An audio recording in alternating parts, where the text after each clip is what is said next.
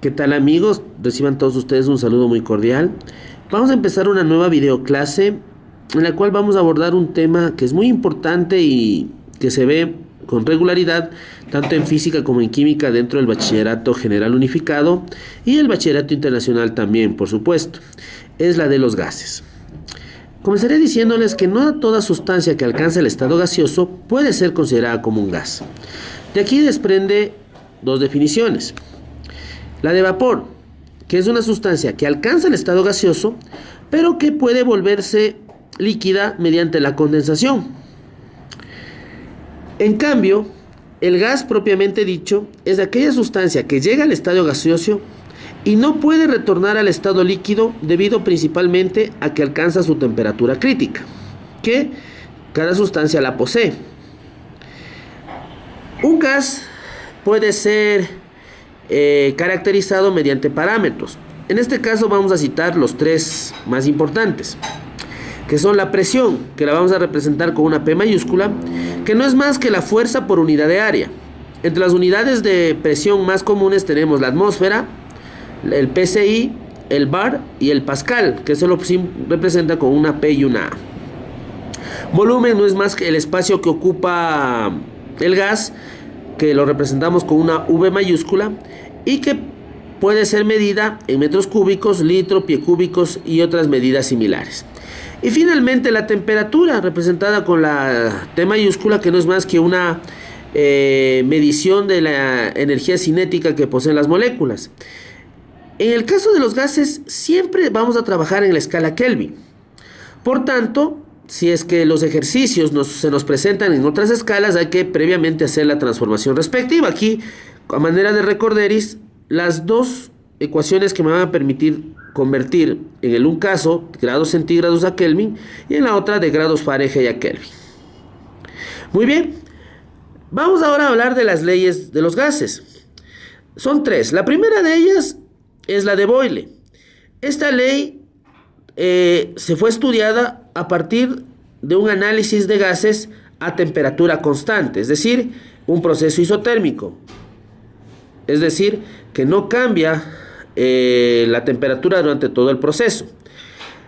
También otra propiedad de esta ley es que la presión es inversamente proporcional al volumen, o también dicho de otra manera, que la presión es directamente proporcional al inverso del volumen. De aquí se deriva que el producto de presión por volumen sea igual a una constante. Como a los gases se los estudia a partir de un estado inicial hasta un estado final, la ecuación de esta ley no es más que el producto de P por B en el estado 1, que es igual al producto de P por B en el estado 2. Vamos a resolver un ejercicio. Dice así: a temperatura constante, un gas se halla de inicio a 4 atmósferas de presión y ocupa 20 litros. Determina el volumen final si la presión baja a 2,5 atmósferas. De entrada ya nos dice que es temperatura constante, por tanto, es un proceso que se rige bajo la ley de Boyle. Los datos, de acuerdo al texto, ahí están: presión 1, 4 atmósferas, volumen 1, 20 litros, el volumen 2 nos pregunta y en la presión 2, 2,5 atmósferas. Si ustedes se fijan, de la presión, entre la presión inicial y la presión final hay una disminución. Al ser la presión y el volumen inversamente proporcionales, significa que con disminución de presión va a haber aumento de volumen. Vamos a comprobarlo matemáticamente. Planteamos la ecuación P1 por B1 igual a P2 por B2. Despejamos B2, nos queda, como ustedes pueden ver, P1 por B1 sobre P2.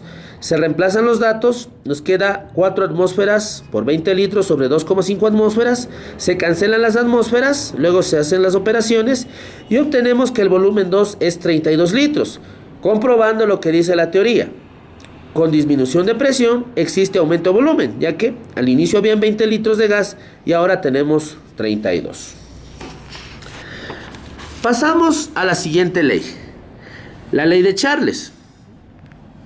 En cambio, la ley de Charles se maneja a presión constante, es decir, es un proceso isobárico y es el más normal o el más fácil de obtener en la realidad. También vale indicar que en este caso el volumen es directamente proporcional a la temperatura. Esto quiere decir que si la una magnitud sube, la otra también lo hará. Por tanto, el cociente B sobre T va a ser una constante. Nuevamente, como requerimos partir de un estado inicial y llegar a un estado final, la ecuación de la ley de Charles es B1 sobre T1 igual a B2 sobre T2. Igualmente tenemos un ejercicio. Dice: una sustancia gaseosa ocupa un volumen de 20 metros cúbicos a 28 grados centígrados. Tras un proceso isobárico, la capacidad del gas se expande a 30 metros cúbicos. Establece la temperatura nueva. Muy bien, extraemos los datos. Volumen 1, 20 metros cúbicos. La temperatura nos viene dada en grados centígrados, en este caso 28. Por tanto, tenemos que previamente hacer la transformación a Kelvin. Simplemente se suma 273, por tanto la temperatura 1 es de 301 Kelvin. El volumen 2 es de 30 metros cúbicos y nos pide la temperatura 2. Como el volumen y la temperatura son directamente proporcionales, en este caso, al haber aumento de volumen, debe existir un aumento de temperatura. Por tanto, la temperatura 2 tiene que ser superior a 301 Kelvin. Nos planteamos la ecuación de la ley de Charles. Nos pide la T2, hacemos el despeje respectivo y nos queda esta ecuación: T2 igual a B2 por T1 sobre B1. Reemplazamos los datos, como ustedes pueden ver. Ahí está, 30 por 301 sobre 20, se van los metros cúbicos, también el 0 se puede ir. Y nos queda que la temperatura 2 en grados Kelvin es 451,5 Kelvin, superior a 301, por lo tanto se comprueba la veracidad de la ley de Charles. Esa temperatura expresada en grados centígrados no es más que 178,5. Y la última ley, la ley de Gay-Lussac, se da a volumen constante, es decir, es un proceso isocórico, y también se cumple que la presión es directamente proporcional a la temperatura. Esto quiere decir que si la una magnitud baja, la otra también lo hará. Por tanto, el cociente P sobre T va a ser una constante. Nuevamente, como requerimos un estado inicial y uno final, la ecuación queda P1 sobre T1 igual a P2 sobre T2. Y el ejercicio para cerrar este video y estas leyes dice: un tanque se llena con aire a 6 atmósferas y 0 grados centígrados. Si el contenedor puede resistir una presión máxima de 9 atmósferas, ¿puede calentárselo hasta 150 grados? Ya, ojo, algo muy importante. Si dentro del texto del ejercicio no se menciona dato alguno sobre alguno de los parámetros, esto automáticamente es señal de que dicho parámetro es constante. Aquí no se habla nada de volumen ni se da datos del mismo, por tanto se puede asumir que el volumen aquí es constante. Los datos: presión 1, 6 atmósferas y T1 es 0 grados centígrados transformado en grados Kelvin 273.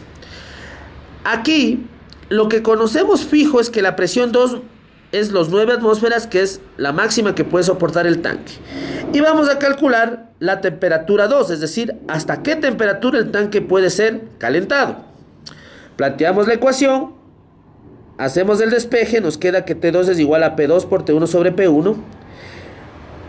Reemplazamos los datos y nos queda que la temperatura 2 en grados Kelvin es 409,5.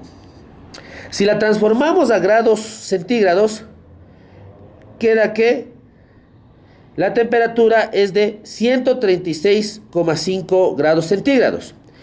Como la la temperatura, es decir, que el tanque máximo puede alcanzar esta temperatura sin sufrir daño, o más bien dicho, causar daño al tanque. Como la temperatura, por tanto, esto quiere decir que no se puede calentar el tanque o el recipiente a 150 grados centígrados. Bueno, amigos, ha sido un gusto dirigirme nuevamente. Ya nos están cogiendo las sombras de la noche, pero no por eso podemos dejar de trabajar. Les agradezco por la atención. Nuevamente invitarlos a que sigan estos videos a través del canal de YouTube y por supuesto dentro del Facebook como Profe Willow Física y Química. Un saludo muy especial a mis alumnos del Colegio Luis Napoleón Dillon, que la pasen de lo mejor y seguimos trabajando por ustedes y para ustedes. Muchas gracias por su atención. Hasta la próxima.